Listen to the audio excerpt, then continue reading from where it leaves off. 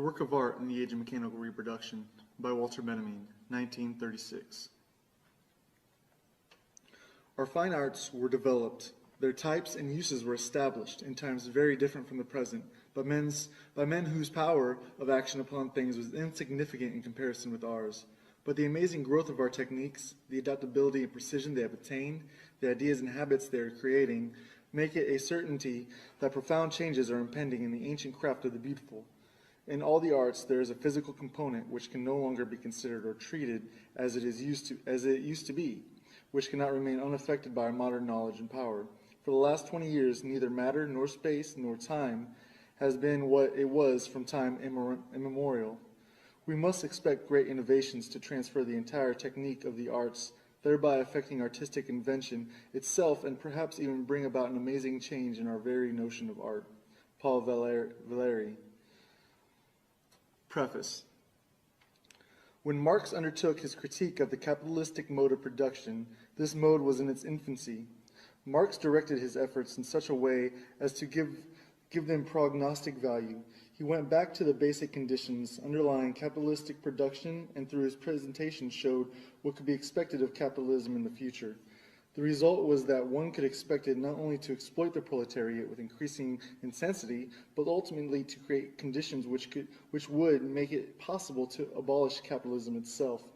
The transformation of the superstructure, which takes place far more slowly than that of the substructure, has taken more than half a century to manifest in all areas of culture the change in the conditions of production. Only today can it be indicated what form this has taken. Certain prognostic requirements should be met by these statements. However, theses about the art of the proletariat after its assumption of power or about the art of classless society would have less bearing on these demands than theses about the developmental tendencies of art under present conditions of production. Their dialectic is no less noticeable in the superstructure than in the economy. It would therefore be wrong to underestimate the value of such theses as a weapon. They brush aside a number of outmoded concepts, such as creativity and genius, eternal value, and mysterious concepts whose uncontrolled and at present most uncontrollable application would lead to the processing of data in the fascist sense. The concepts which are introduced in the theory of art and what follows differs from the most familiar terms in that they are completely useless for the purposes of fascism. They are, on the other hand, useful for the formation of revolutionary demands in the politics of art. 1. In principle, a work of art has always been reproducible. In principle, a work of art has always been reproducible. Man-made artifacts could always be imitated by men. Replicas were made by pupils in practice of their craft, by masters for diffusing their works, and finally by third parties in the pursuit of gain. Mechanical reproduction of a work of art, however, represents something new.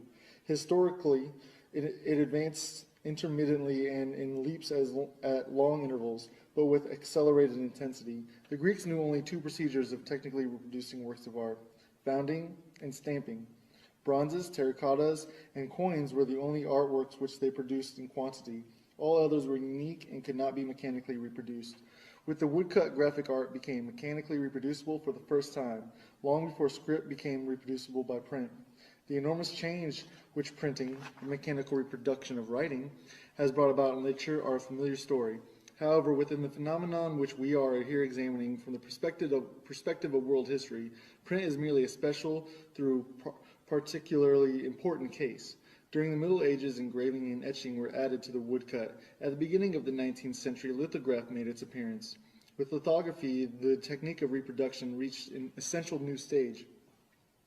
This much more direct process was distinguished by the tracing of the design on a stone rather than its incision on a block of wood, or its etching on the copper plate, and permitted graphic art for the first time to put its products on the market, not only in large numbers as hitherto, but also in daily changing forms. Lithography enabled graphic art to illustrate everyday life, and it began to keep pace with printing, but only a few decades after its invention. Lithography was surpassed by photography. For the first time in the process of pictorial reproduction, photography freed the hand of the most important artistic functions which henceforth devolved only upon the eye looking into the lens. Since the eye perceived more swiftly than the hand can draw, the process of pictorial reproduction was accelerated so enormously that it could keep pace with speech. A film operator shooting a scene in the studio captures the image at the speed of the actor's speech. As lithography virtually implied the illustrated newspaper, so did photography foreshadow the sound film. The technical reproduction of sound was tackled at the end of the last century. These convergent endeavors made predictable a situation which Paul Valéry pointed up in his sentence, "Just as water, gas, and electricity are brought into our houses from far off to satisfy our needs in response to a minimal effort, so we shall be supplied with visual or auditory images, which will appear and disappear at a simple movement of the hand, hardly more than a sign." Around 1900, technical reproduction had reached a standard that not only permitted it to reproduce all transmitted works of art, and thus to cause the most profound change in their impact upon the public, it also had captured a place of its own among the artistic processes. For the study of this standard, nothing is more revealing than the nature of the repercussions that these two different manifestations, the reproduction of work of art and the art of the film, have had on art in its traditional form. 2. Even the most perfect reproduction of a work of art is lacking in one element, its presence in time and space, its unique existence at the place where it happens to be.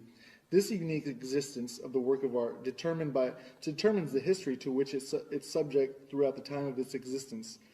This includes the changes which it may have suffered in physical condition over the years, as well as various changes in its ownership.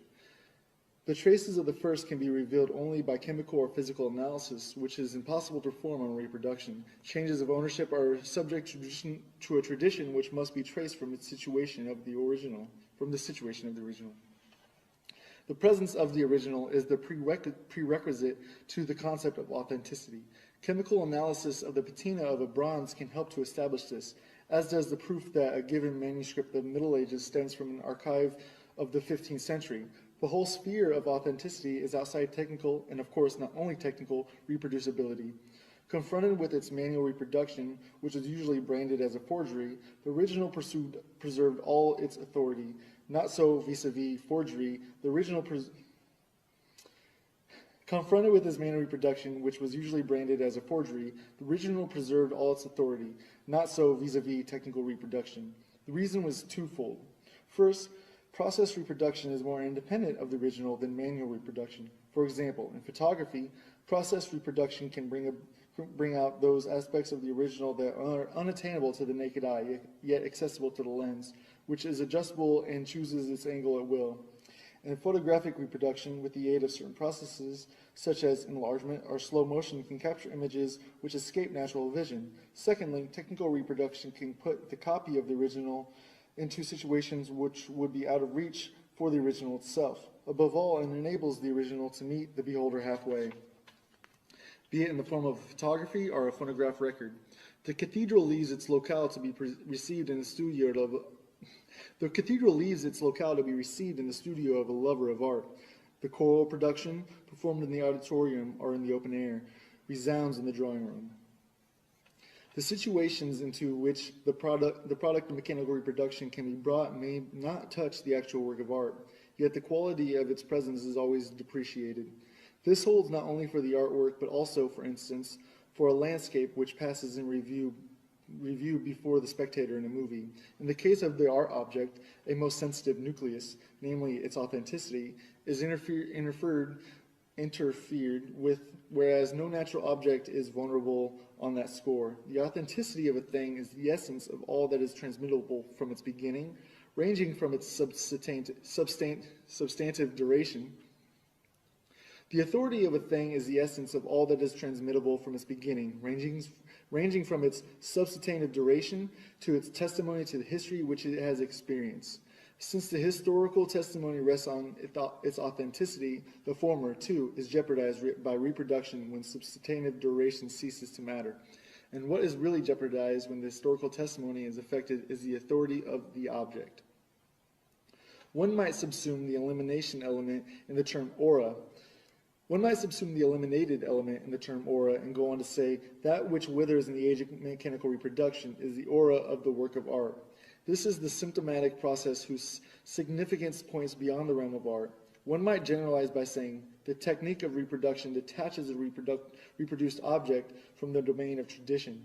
By making many reproductions, it substitutes a plurality of copies for a unique existence, and in permitting the reproduction to meet the beholder or listener in his own particular situation, it reactivates the object reproduced. These two processes lead to a tremendous shattering of tradition, which is the observed obverse of the contemporary crisis and renewal of mankind. Both processes are intimately connected with the contemporary mass movements. Their most powerful agent is film. Its social significance, particularly in its most positive form, is inconceivable without its destruction, cathartic aspect, that is, the liquidation of the traditional value of the cultural heritage. This phenomenon is most palpable in the great historical films. It extends to ever new positions. In 1927, Abel Gance exclaimed enthusiastically, "Shakespeare, Rembrandt, Beethoven will make films, all legends, all mythologies, and all myths. All founders of religion and the very religions await their exposed resurrection, and the heroes crowd each other at the gate." Presumably without intending it, he issued an invitation to a far-reaching liquidation.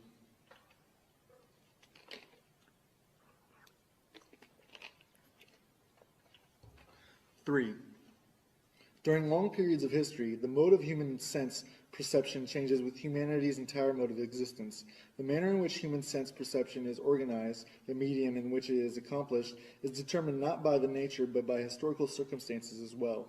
The 5th century, with its great shifts of population, saw the birth of the late Roman art industry and the Vienna Genesis, and there developed not only an art different from that of antiquity, but also a new kind of perception. The scholars of the Viennese schools, Regel and Wyckoff, who resisted the weight of classical tradition under which these latter art forms had been buried, were the first to draw conclusions from them concerning the organization of perception at the time.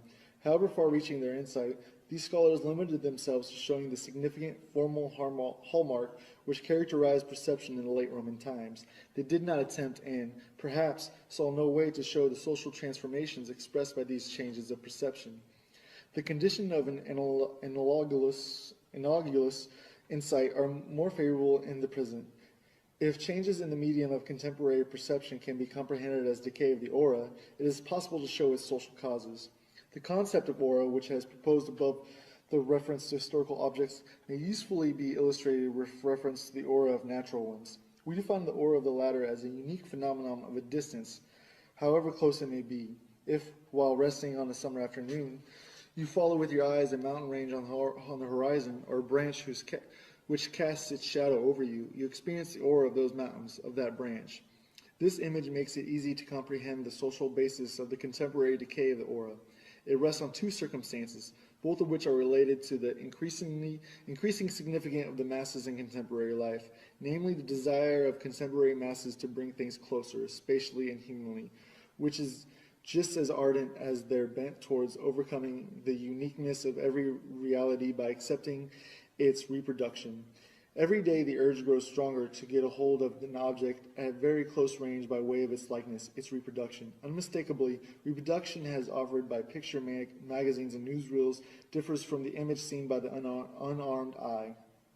Uniqueness and permanence are as closely linked to the latter as are transistoriness and reproducibility in the former.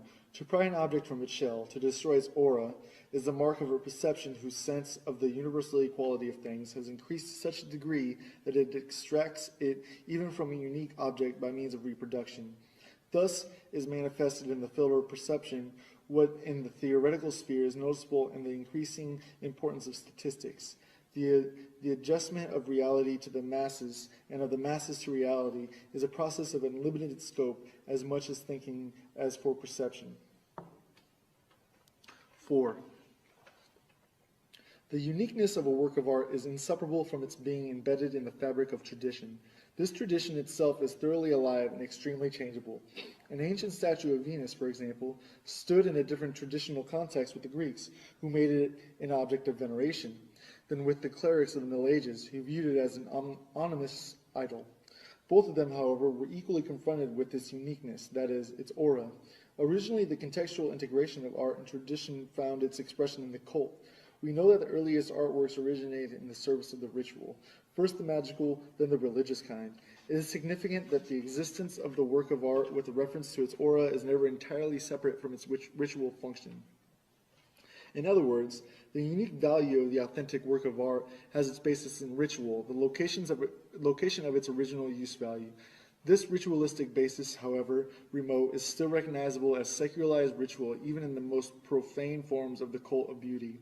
The secular cult of beauty, developed during the Renaissance and prevailing for 3 centuries, clearly showed that ritualistic basis in its decline and the first deep crisis which befell it.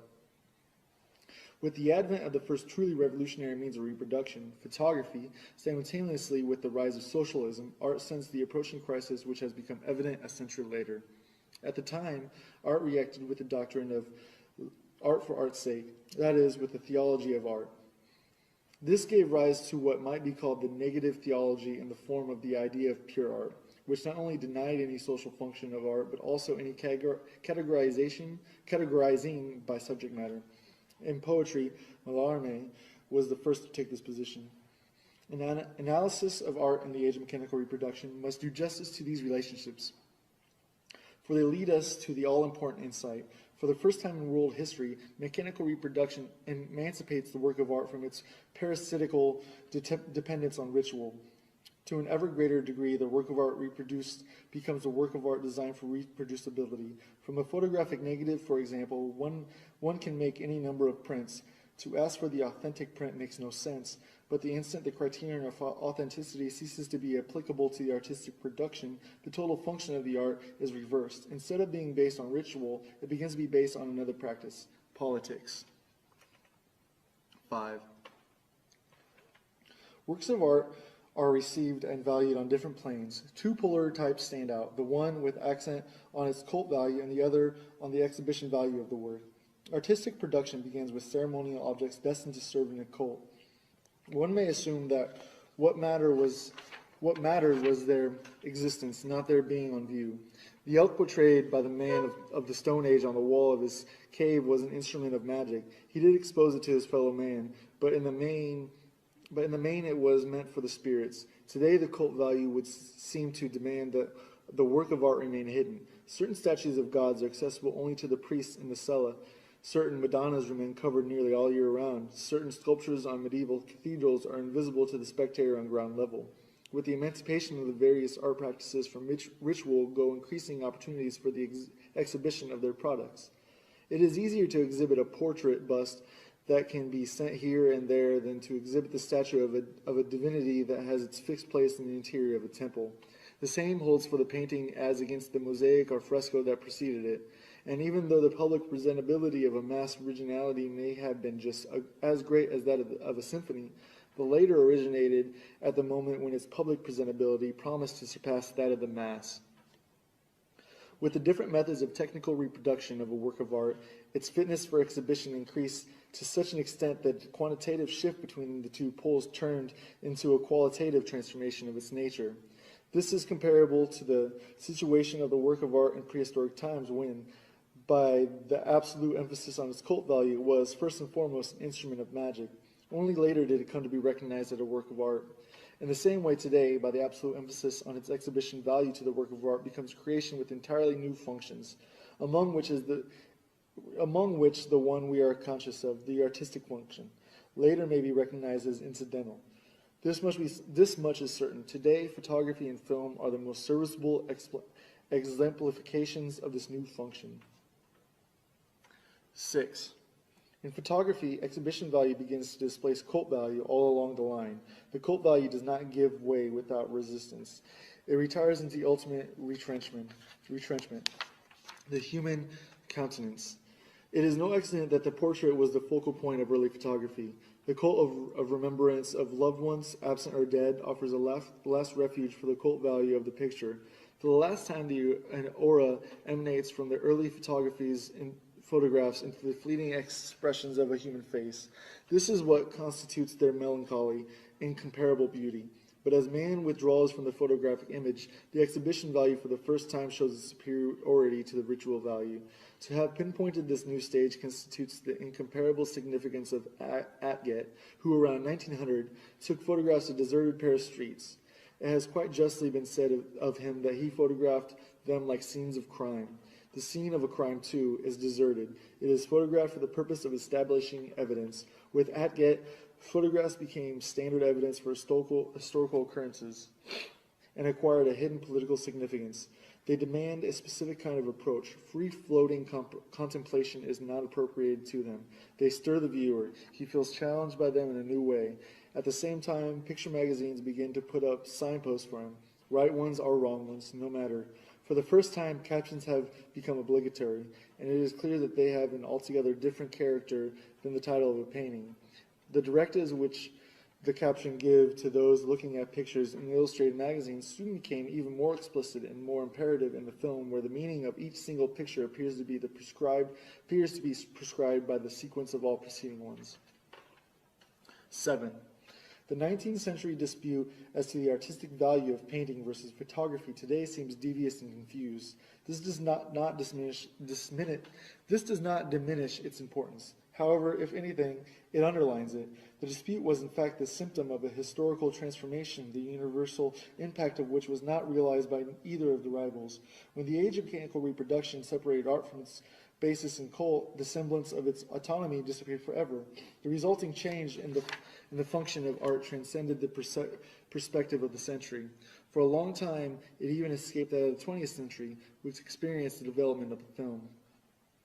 Earlier, much futile thought had been devoted to the question of whether photography is an art. The primary question, whether the very invention of photography had not transformed the entire nature of art, was not raised. Soon, the film theoreticians asked the same ill-considered question with regard to film. But the difficulties with which photography caused traditional aesthetics were mere child's play as compared to those raised by the film. Whence the insensitive and forced character of early theories of the film. Abel Gance, for instance, compares the film with hieroglyphics. Here, by a remarkable regression, we have come back to the level of expression of the Egyptians. Pictorial language has not yet matured because our eyes have not yet adjusted to it. There is yet insufficient respect for, insufficient cult of what is expressed. Or, in the words of Sven Mars, what art has been granted to a dream more poetical and more real at the same time. Approached in this fashion, the film might represent an incomparable means of expression. Only the most high-minded persons in the most perfect and mysterious moments of their lives should be allowed to enter its ambience. Alexander Arnault concludes his fantasy about the silent film with the question, do not all the bold descriptions we have given amount to the definition of prayer? It is instructive to note how their desire to class the film among the arts forces these theoreticians to read ritual elements into it with a striking lack of discretion. Yet when these speculations were published, films like L'Opinion Publique and The Gold Rush have already appeared. This, however, did not keep Abel Gance from adducing hieroglyphics for purposes of comparison, nor Severin Mars from speaking of the film as one might speak of paintings by Fra Angelico. Characteristically, even today, ultra-reactionary authors give the film a similar contextual significance, if not an outright sacred one, then at least a supernatural one. Commenting on Marx Reinhold's film version of A Midnight Summer's Dream, Werfel states that undoubtedly it was the sterile copying of the exterior world with its streets, interiors, railroad stations, restaurants, motor cars, and beaches, which until now had obstructed the elevation of the film to the realm of art. The film has not yet realized its true meaning, its real possibilities.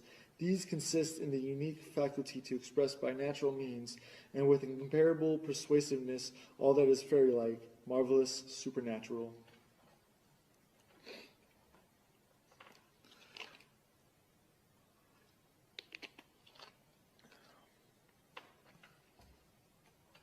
The artistic performance of a stage actor is definitely presented to the public by an actor in person. That of the screen actor, however, is presented by a camera, with a twofold consequence. The camera that presents the performance of the film actor to the public need not respect the performance as an integral whole. Guided by the cameraman, the camera continually changes its position with respect to the performance. The sequence of positional views which the editor composes from the materials supplied him constitutes the complete film. It compromises certain factors of movement which are in reality those of the camera, not to mention special camera angles, close-ups, etc. Hence, the performance of the actor is subjected to a series of optical tests. This is the first consequence of the fact that the actor's performance is presented by the means of a camera. Also, the film actor lacks the opportunity of the stage actor to adjust to the audience during his performance, since he does not present his performance to the audience in person. This permits the audience to take the position of a critic without experiencing any personal contact with the actor. The audience's identification with the actor is really an identification with the camera. Consequently, the audience takes the position of the camera. Its approach is that of testing. This is not the approach to which cult values may be exposed. 9. For the film, what matters primarily is that the actor represents himself to the public before the camera, rather than representing someone else. One of the first to sense the actor's metamorphosis by this form of testing was Pirandello. Though his remarks on the subject in his novel Ceguera were limited to the negative aspects of the question and to the silent film only, this hardly impairs their validity. For in this respect, the sound film did not change anything essential. What matters is that the part is acted not for audience, but for the mechanical contrivance. In the case of the sound film, for two of them, the film actor, wrote Pirandello, feels as if in exile, exiled not only from the stage, but also from himself. With a vague sense of discomfort, he feels inexplicable emptiness. His body loses its corporeality. It evaporates. It is deprived of reality, life, voice, and the noises caused by his moving about in order to be changed into a mute image, flickering an instant on the screen, then vanishing into silence. The projector will play with its shadow before the public, and he himself must be content to play before the camera. This situation might also be characterized as follows. For the first time, and this is the effect of the film, man has to operate with his whole living person, yet foregoing its aura. For aura is tied to his presence. There can be no replica of it. The aura which, on the stage, emanates from Macbeth cannot be separated from the spectator of that of the actor. However, the singularity of the shot in the studio is that the camera is substitute for the public. Consequently, the aura that envelops the actor vanishes, and with it the aura of the figure he portrays. It is not surprising that it should be dramatists such as Pirandello, who, characterizing the film, inadvertently touches on the very crisis in which we see in theater. Any thorough study proves that there is indeed no greater contrast than that of the stage play to a work of art that is completely subject or, like the film, founded in mechanical reproduction. Experts have long recognized that in the film, the greatest effects are almost always obtained by acting as little as possible. In 1932, Rudolf Arnheim saw the latest trend in treating the actor as a stage prop chosen for its characteristic and inserted as at the proper place. With this idea, something else is closely connected. The stage actor identifies himself with the character of his role. The film actor very often is denied this opportunity. His creation is by no means all of a piece. It is composed of many separate performances. Besides certain fortuitous considerations such as cost of studio availability of fellow players, decor, etc., there are elementary necessities of equipment that split the actor's work into a series of manageable episodes. In particular, lighting and its installation require the presentation of an event that, on the screen, unfolds as a rapid and unified scene. In the sequence of separate shootings, which may take hours in the studio, not to mention more obvious montage. Thus, a jump from the window can be shot in the studio as a jump from a scaffolding, and the ensuing flight, if need be, can be shot weeks later when outdoor scenes are taken. Four more paradoxical cases can easily be construed. Let's assume that an actor is supposed to be startled by a knock at the door. If his reaction is not satisfactory, the director can resort to an expedient. When the actor happens to be at the studio again, he has a shot fired behind him without his being forewarned of it. The frightened reaction can be shot now and be cut into the screen version.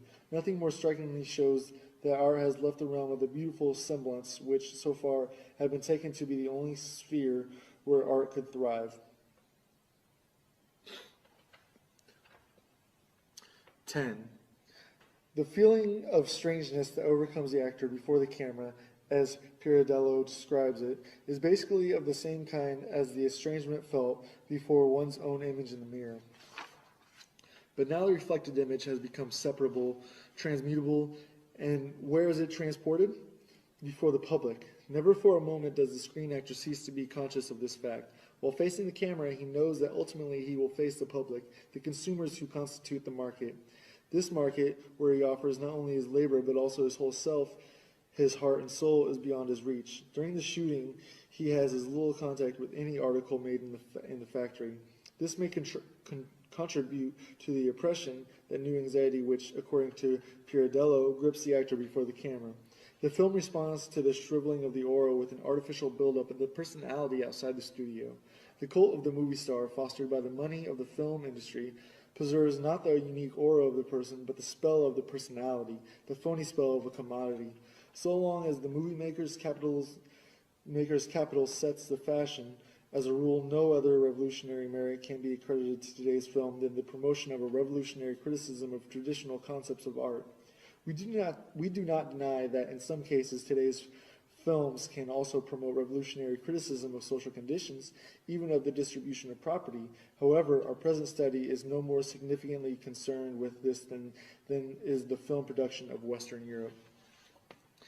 It is inherent in the technique of the film as well as that of sports that everybody who witnesses its accomplishments is somewhat of an expert. This is obvious to anyone listening to a group of newspaper boys leaning on their bicycles and discussing the outcome of a bicycle race. It is not for nothing that newspaper publishers arrange races for the delivery boys. These arouse great interest among the participants, for the victor has an opportunity to rise from delivery boy to professional racer. Similarly, the newsreel offers everyone the opportunity to rise from passerby to movie extra. In this way, any man might even find himself part of a work of art, as witness Vertov's 3 songs about Lenin or Aveen's Voronezh. Any man today can lay claim to being filmed. This claim can best be elucidated by a comparative look at the historical situation of contemporary literature. For centuries, a small number of writers were confronted by many thousands of readers. This changed toward the end of the last century. With the increase of extensions of the press, which kept placing new political, religious, scientific, professional, and local organs before the readers, and increasing numbers of readers became writers, at first occasional ones. It began with the daily press opening to its readers space for letters to the editor, and today there is hardly a gainful employed European who could not, in principle, find an opportunity to publish somewhere or other comments on his work, grievances, documentary reports, or that sort of thing. Thus, the distinction between author and public is about to lose its basic character. The difference between merely functional, it may vary from case to case. At any moment, the reader is ready to turn into a writer. As expert which he had to become willy-nilly in an extremely specialized work process, even if only in some minor respect, the reader gains access to authorship. In the Soviet Union, work itself is given a voice. To present it verbally is part of a man's ability to perform the work. Literary license is now founded on polytechnic rather than the specialized training and thus become common property. All this can be easily applied to the film, where transitions that in literature took centuries have come about in a decade. In cinematic practice, particularly in Russia, this changeover has partially become established reality. Some of the players whom we meet in Russia films are not actors in our sense, but people who portray themselves, and primarily in their own work process. In Western Europe, the capitalistic exploitation of the film denies consideration to modern man's legitimate claim to being reproduced.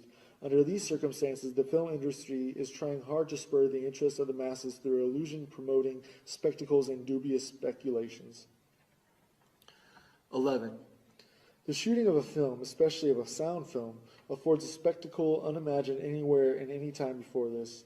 It presents a process in which it is impossible to assign to a spectator a viewpoint which would exclude from the actual scene such extraneous accessories as camera equipment, lighting machinery, staff assistants, etc., unless his eye were on a line parallel with the lens. This circumstance, more than any other, renders superficial and insignificant any possible similarity between a scene in the studio and one on stage. In the theater, one is well aware of the place from which the play cannot immediately be detected as illusionary. There is no such place for the movie scene that is being shot. Its illusionary nature is that of a second degree, the result of cutting. That is to say, in the studio, the mechanical equipment has penetrated so deeply into reality that its pure aspect, freed from the foreign substance of equipment is the result of a special procedure, namely the shooting by the specially adjusted camera and the mounting of the shot together with other similar ones. The equipment-free aspect of reality here has become the height of artifice. The site of immediate reality has become an orchard in a land of technology. Even more revealing is the comparison of these circumstances, which differ so much from those of the theater, with the situation in painting.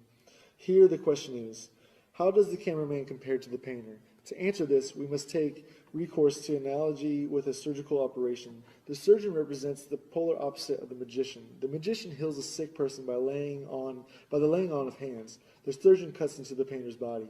The magician maintains a natural distance between the patient and himself, though he reduces it very slightly by the laying on of hands. He greatly increases it by virtue of his authority. The surgeon does exactly the reverse. He greatly diminishes the distance between himself and the patient by penetrating into the patient's body and increases it but little by the caution with which his hand moves among the organs. In short, in contrast to the magician, who is still hidden in the medical practitioner, the surgeon, at the decisive moment, abstains from facing the patient man to man. Rather, it is through the operation that he penetrates into him. Magician and surgeon compare to painter and cameraman.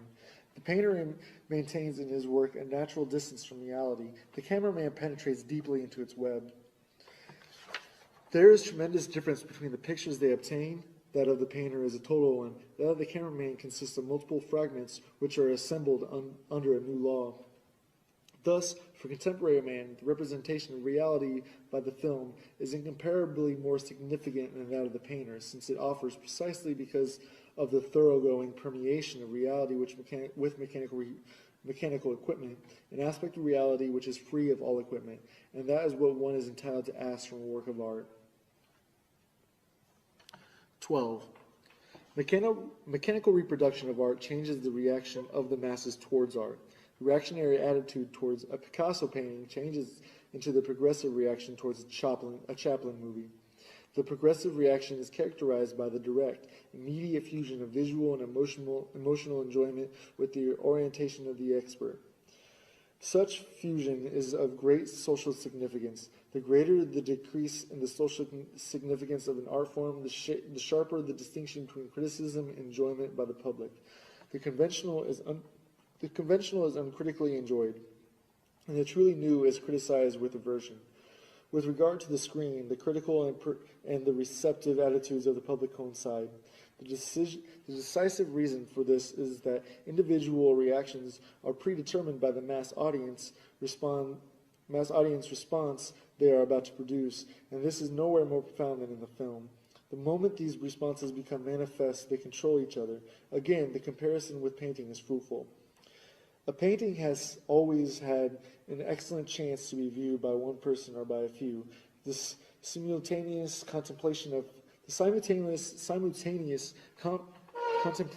paintings by a large public, such as developed in the 19th century, is an early symptom of the crisis of painting, a crisis which was by no means occasioned by exclusively by photography, but rather in a relatively independent manner by the appeal of artworks to the masses. Painting simply is in no position to present an object for simultaneous collective experience, as it was possible for architecture at all times, for the epic poem in the past, and for the movie today. Although this circumstance in itself should not lead one to conclusions about the social role of painting, it does constitute a serious threat as soon as painting, under special conditions and, as it were, against its nature, is confronted directly by the masses. In the churches and monasteries of the Middle Ages and at the princely courts up to the end of the 18th century, a collective reception of painting did not occur simultaneously, but by graduated and hierarchized mediation. The change that has come about is an expression of the particular conflict in which painting was implicated by the mechanical reproducibility of painting. Although paintings began to be publicly exhibited in galleries and salons, there was no way for the masses to organize and control themselves in their reception. Thus, the same public which responds in a progressive manner towards a grotesque film is bound to respond in a reactionary manner to the surreal. 13. The characteristic of the film lie not only in the manner in which man presents himself to mechanical equipment, but also in the manner in which, by means of his apparatus, man can represent his environment. A glance at occupational psychology illustrates the testing capacity of the equipment. Psychoanalysis illustrates it in a different perspective. The film has enriched our film of perception with methods which can be illustrated by those of Freudian theory. 50 years ago, a slip of the tongue passed more or less unnoticed. Only exceptionally may such a slip have revealed dimensions of depth in a conversation which had seemed to be taking its course on the surface. Since the psychopathology of everyday life, things have changed. This book isolated and made analyzable things which had heretofore floated along unnoticed in the broad stream of perception. For the entire spectrum of optical and now also acoustical perception, the film has brought about a singular deepening of a perception. It is only an obverse of this fact that behavior items shown in a movie can be analyzed much more precisely and from more points of view than those presented on paintings or on the stage. As compared with painting, film behavior lends itself more readily to analysis because of its incomparably more precise statement of the situation. In comparison with the stage scene, the film behavior item lends itself more readily to analysis because it can be isolated more easily. This circumstance derives its chief importance from its tendency to promote a mutual penetration of art and science. Actually, of a screen behavior item which is neatly brought out in a certain situation, like a muscle of a body, it is difficult to say which is more fascinating, its artistic value or its value for science. To demonstrate the identity of the artistic and scientific uses of photography, which heretofore usually were separated, will be one of the revolutionary functions of the film. By close-ups of the things around us, by focusing on hidden details of familiar objects, by exploring commonplace milieus under the ingenious guidance of the camera, the film, on the one hand, extends our comprehension of the necessity which rule our lives. On the other hand, it manages to assure us of an immense and unexpected field of action. Our taverns and our metropolitan streets, our offices and furnished rooms, our railroad stations and our factories appear to have us locked up hopelessly. Then came the film and burst this prison world asunder by the dynamite of the 10th of a second, so that now, in the midst of its far-flung ruins and debris, we calmly and adventurously go traveling. With the close-up, space expands. With slow motion, movement is extended. The enlargement of a snapshot does not simply render more precise what in any case was visible, though unclear. It reveals entirely new structural formations of the subject. So too, slow motion not only presents familiarity qualities of movement, but reveals in them entirely unknown ones, which, far from looking like retarded rapid movements, given the effects of singularity gliding, floating supernatural motions. Evidently, a different nature opens itself to the camera that opens to the naked eye, if only because an unconsciously penetrated space is substituted for a space consciously explored by man. Even if one has a general knowledge of the way people walk, one knows nothing of a person's posture during the fractional second of a stride. The act of reaching for a lighter or a spoon is familiar routine, yet we hardly know what really goes on between hand and metal, not to mention how this fluctuates with our mood. Here the camera intervenes with the resources of its lowering and liftings, its interpretations and isolations, its extensions and accelerations, its enlargements and reductions.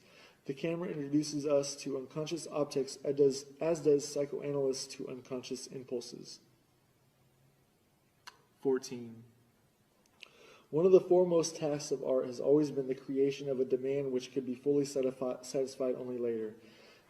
The history of every art form shows critical epochs in which a certain art form aspires to effects which could be fully obtained only with a changed technical standard, that is to say, a new art form.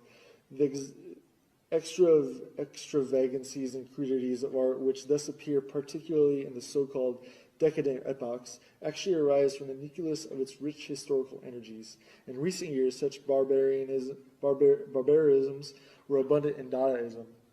It is only now that its impulses become discernible. Dadaism attempted to create by pictorial and literary means the effects which the public today seeks in the film. Every fundamentally new, pioneering creation of demand will carry beyond its goal. Dadaism did so to the extent that it sacrificed the market value which are so characteristic of the film in favor of higher ambitions, though of course it was not conscious of such intentions as here described.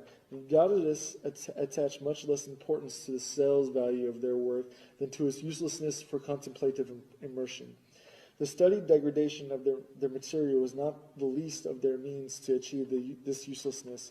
Their poems are word salad, containing obscenities and every imaginable waste product of language. The same is true of their paintings, on which they mount buttons and tickets. What they intended and achieved was a relentless destruction of the aura of their creations, which they branded as reproductions with the very means of production. Before a painting of Arps or a poem by August Stram, it is impossible to take time for contemplation and evaluation as one would before a canvas of Darien or a poem by Rilke. In the decline of middle-class society, contemplation became a school for asocial behavior. It was countered by distraction as a variant of social conduct. Dadaistic activities actually assured a rather vehement distraction by making works of art the center of scandal. One requirement was foremost, to outrage the public.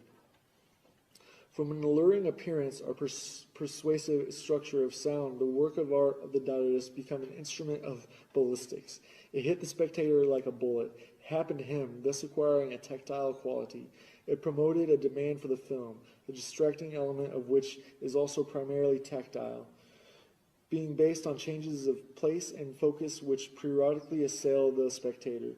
Let us compare the screen on which a film unfolds with the canvas of the painting.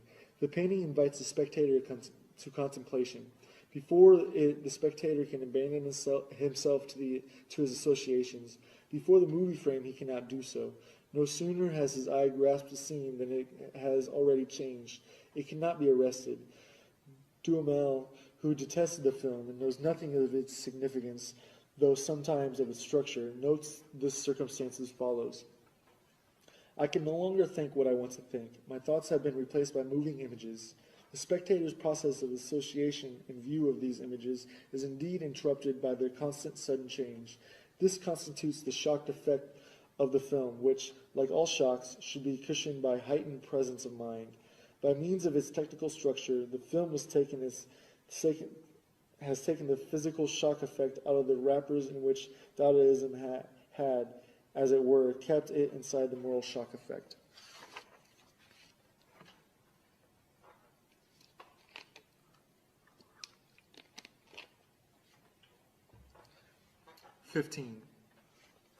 The mass is a matrix from which all traditional behavior toward works of art issues today in a new form. Quantity has been transmuted into quality. The greatly increased mass of participants has produced a change in the mode of participation. The fact that the new mode of participation first appeared in a disputable form must not confuse the spectator, yet some people have launched spirited attacks against precisely this superficial aspect. Among these, Duhamel has expressed himself in the most radical manner. What he objects to most is the kind of participation which the movie elicits from the masses. Duhamel calls the movie a pastime for helots, a diversion for the uneducated, wretched, worn-out creatures who are consumed by their worries, a spectacle which requires no concentration and proposes no intelligence, which kindles no light in the heart and awakens no hope other than the ridiculous one of someday becoming a star in Los Angeles. Clearly, this is at bottom the same ancient lament that the masses seek distraction, whereas art demands concentration from the spectator. That is a commonplace. The question remains whether it provides a platform for the analysis of the film. A closer look is needed here. Distraction and concentration form polar opposites, which may be stated as follows. A man who concentrates before a work of art is absorbed by it. He enters into this work of art the way legend tells of the Chinese painter when he reviewed his finished painting. In contrast, the distracted mass absorbs the work of art. This is most obvious in regard to buildings. Architecture has always represented the prototype of a work of art, the reception of which is consummated by a collectivity in a state of distraction. The laws of its reception are most instructive. Buildings have been man's companions since primeval times. Many art forms have developed in Paris. Tragedy begins with the Greeks, is extinguished with them, and after centuries, its rules are revived. The epic poem, which had its origin in the youth of nations, expires in Europe at the end of the Renaissance. Panel painting is a creation of the Middle Ages, and nothing guarantees its uninterrupted existence. But the human need for shelter is lasting. Architecture has never been idle. Its history is more ancient than that of any other art, and its claim to be a living force has significance in every aspect to comprehend the relationship of the masses to art. Buildings are appropriated in a twofold manner, by use and by perception, or rather by touch and sight. Such appropriation cannot be understood in terms of the intensive concentration of a tourist before a famous building. On the tactile side, there is no counterpart to contemplation on the optical side. Tactile appropriation is accomplished not so by attention as by habit. As regards architecture, habit determines to a large extent even optical reception. The latter, too, occurs much less through ramped attention than by noticing the object in incidental fashion. This mode of appropriation, developed with reference to architecture in certain circumstances, acquires canonical value. For the tasks which face the human apparatus of perception at the turning points of history cannot be solved by optical means, that is, by contemplation alone. They are mastered gradually by habit, under the guidance of the tactile appropriation. The distracted person, too, can form habits. More, the ability to master certain tasks in a state of distraction proves that their solution has become a matter of habit. Distraction as provided by art presents a covert control of the extent to which new tasks have become soluble by appreciation. Since, moreover, individuals are tempted to avoid such tasks, art will tackle the most difficult and most important ones where it is able to mobilize the masses. Today it does so in the film. Reception in a state of distraction, which is increasing noticeably in all fields of art and is symptomatic of profound changes in apperception, finds in the film its true means of exercise. The film, with its shock effect, meets this mode of reception halfway. The film makes the cult value recede into the background, not only by putting the public in the position of the critic, but also by the fact that at the movies, this position requires no attention. The public is an examiner, but an absent-minded one.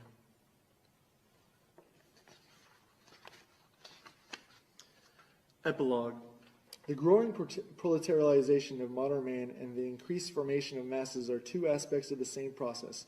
Fascism attempts to organize the newly created proletarian masses without affecting the property structures which the masses strive to eliminate. Fascism sees its salvation in giving these masses not their right, but instead a chance to express themselves. The masses have a right to change property relations. Fascism seeks to give them an expression while preserving property. The logical result of fascism is the introduction of aesthetics into political life. The violation of the masses, whom fascism, with its Führer cult, forces to their knees, has its counterpart in the violation of the apparatus which it presses into the production of ritual values. All efforts to render political aesthetics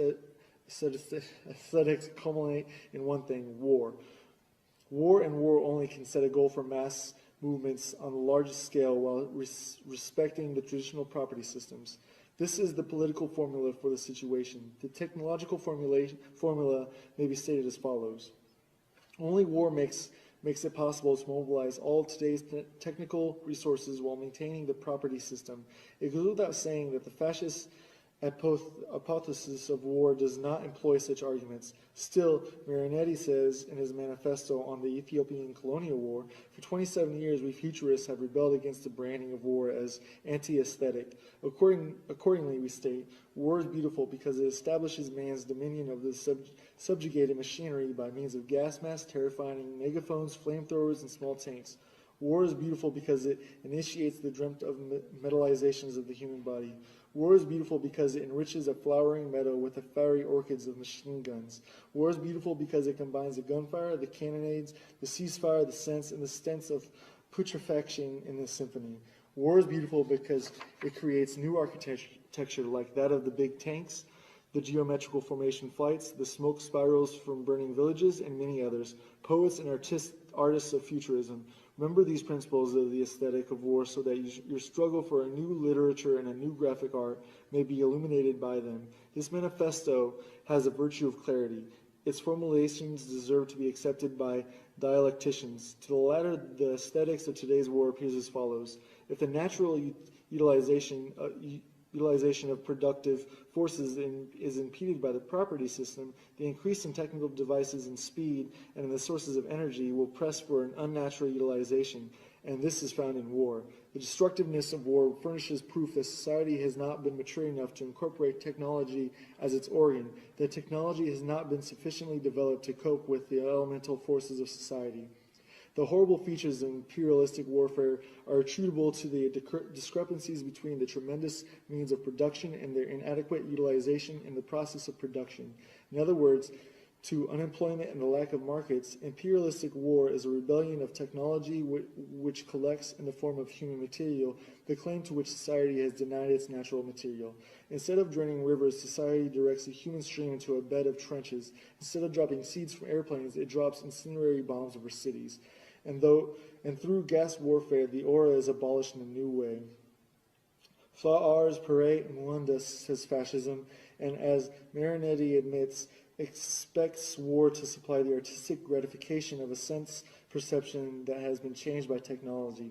This is evidently the consummate of l'art pour l'art. Mankind, which in Homer's time was an object of contemplation for the Olympian gods, now is one for itself.